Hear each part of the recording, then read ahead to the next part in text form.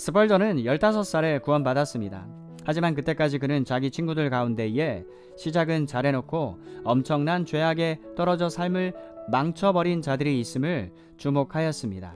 스펄전은 이런 사실을 보고 깜짝 놀랐습니다. 그는 자기 자신도 그들과 같은 부류에 들까봐 겁이 났습니다. 그는 이렇게 생각했습니다. 내가 아무리 좋은 결심을 한다 할지라도 시험이 와서 나를 넘어뜨리면 그것은 아무 소용이 없다. 나는 그런 친구들과 같이 될 것이다. 그들은 막 위에 갈고리를 보고도 거기에 달린 미끼에 현혹되지 않을 수 없었다.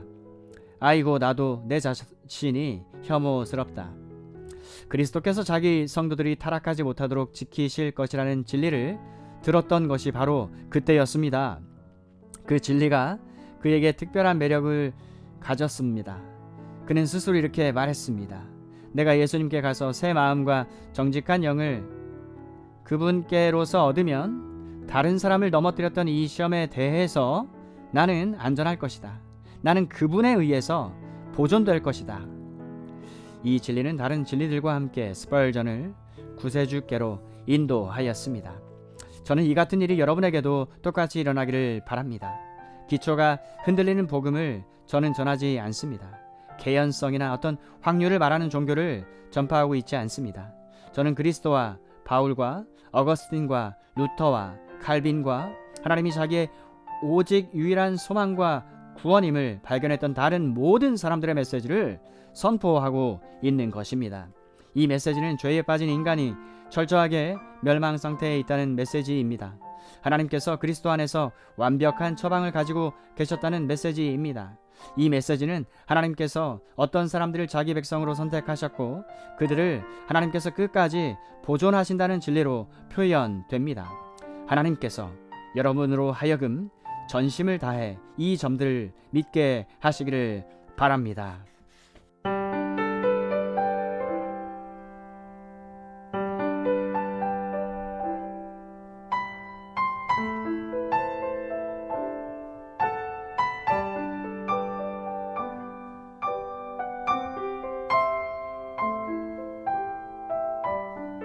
내 양은 내 음성을 들으며 나는 저희를 알며 저희는 나를 따르느니라.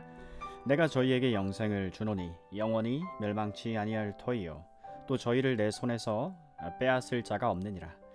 저희를 주신 내 아버지는 만유보다 크심에 아무도 아버지의 손에서 빼앗을 수 없느니라.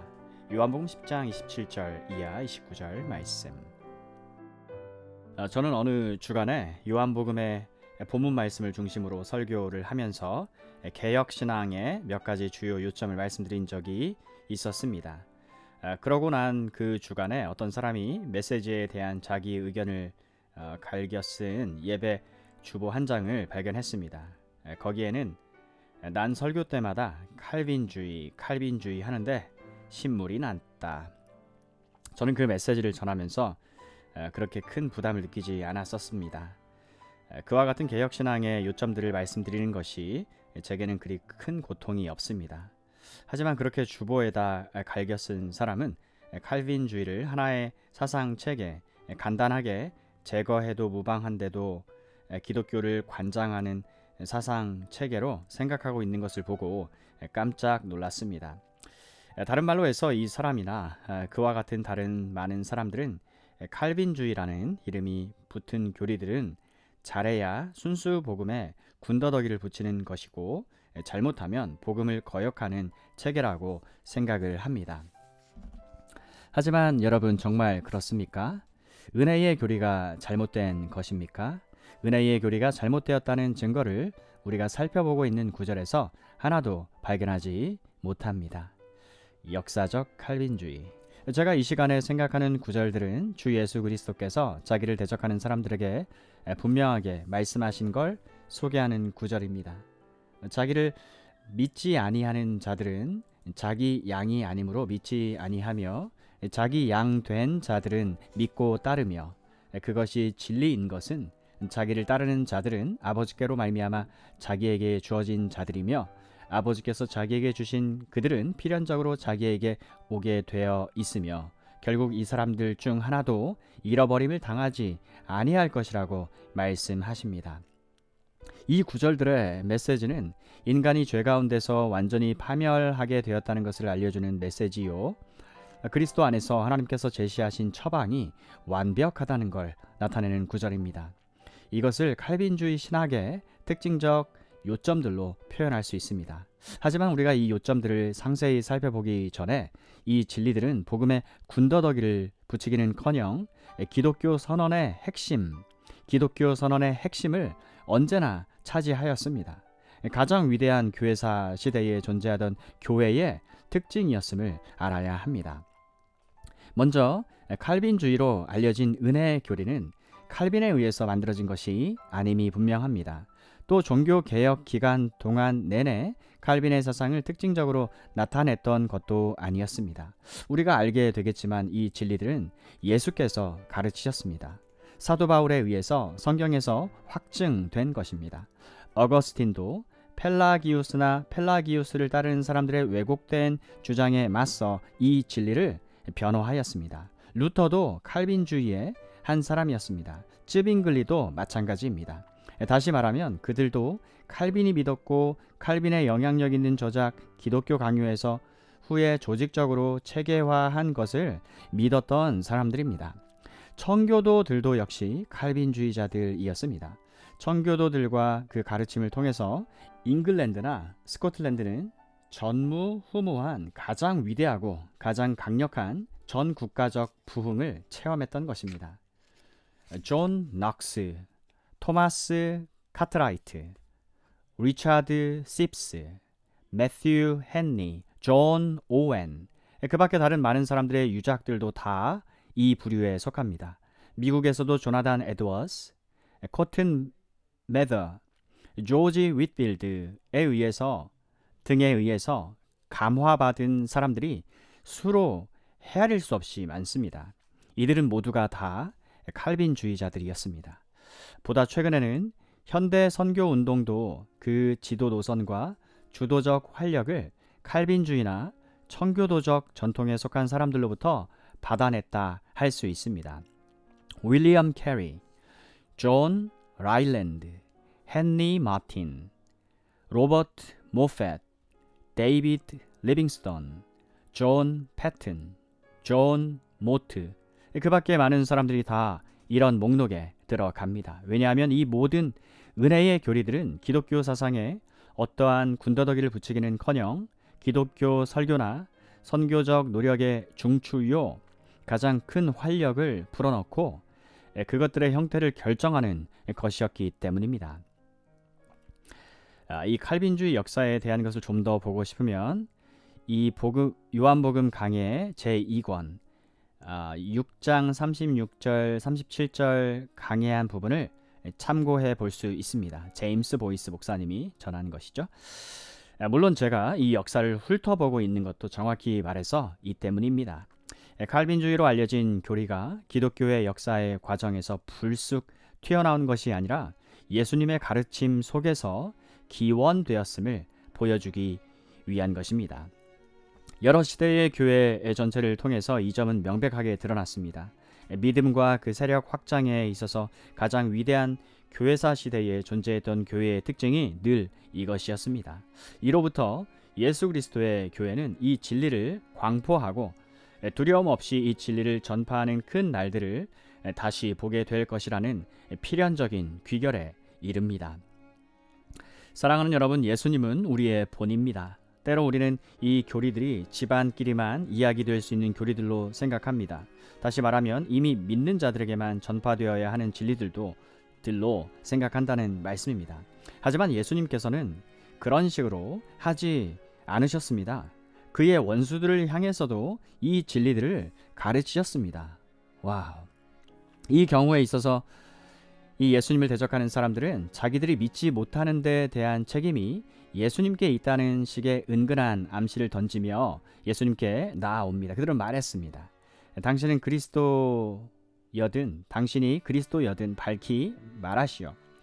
주님께서는 자신이 메시아라는 사실을 드러내는 진술로 이 사람들의 요청에 답하지 아니하시고 괄호 물론 그의 말씀과 행적이 메시아임을 드러냈다고 말씀하셨지만 닫고 오히려 사람이 하나님을 택할 능력이 전혀 없으며 구원의 매 단계마다 하나님의 은혜를 필요로 한다는 사실을 더욱더 중요한 것으로 진술하심으로써 그 대적들에게 답하셨습니다. 정말 그 예수님을 대적하는 사람들이 그리스도인지를 분명히 알아보고 싶었습니까?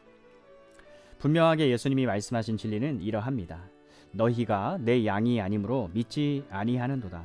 내 양은 내 음성을 듣는다. 나는 저희를 안다. 저희는 나를 따른다. 내가 저희에게 영생을 준다. 영원히 멸망하지 아니할 터이요. 또 저희를 내 손에서 빼앗을 자가 없느니라.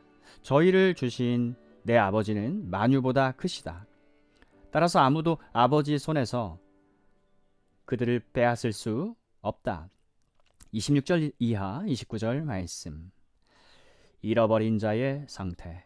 무엇보다 먼저 그리스도의 말씀은 잃어버린 자리에 있는 절망적인 상태를 반영해 주고 있습니다. 다시 말하면 그리스도를 떠나 있는 모든 사람들의 상태를 나타내 준다는 말씀입니다. 이 요점에 대한 가르침들은 직접적이라기보다는 간접적입니다. 그러면서도 이 가르침은 이 대목에 나타난 적극적 요점들을 뒷받침하고 있습니다. 이 구절의 말씀들은 그리스도를 떠나 있는 인간의 절망적인 상태를 가리키면서 그리스도를 떠난 사람은 영적 생명을 잃어버렸음을 보여줍니다. 그렇지 않다면 그리스도께서 그것을 선물로 말씀하실 필요가 없었을 것입니다. 원래 사람은 생명을 가지고 있었습니다. 첫사람 아담과 하와는 하나님께 창조함을 받을 때 생명을 부여받았습니다. 하나님과 교통하는 모습에서 이 점이 드러납니다. 따라서 날이 서늘할 때 동산에서 하나님과 교통했음을 우리는 알게 됩니다. 그들이 범죄했을 때 이 생명을 잃어버렸습니다. 그들이 하나님을 피하여 숨었다는 사실이 이 점을 증거합니다. 그 이후 사람들의 상태는 언제나 이러하였습니다. 결과적으로 복음이 전파될 때 그 복음을 듣는 사람들은 그 마음속에서 거듭나게 하시는 하나님의 초자연적인 역사를 얻지 못하는 한 복음을 등집니다. 더구나 그리스도를 떠난 사람들의 절망적인 상태는 하나님께로부터 온 값없는 선물이 아니고서는 이 생명을 되찾을 수 없다는 사실을 통하여 암시됩니다. 예수께서 이것을 하나의 선물로 부르십니다. 왜냐하면 이것을 받을 만한 자격이 없고 이것을 받을 만한 공력이 없는 사람에게 주어지는 것이기 때문입니다.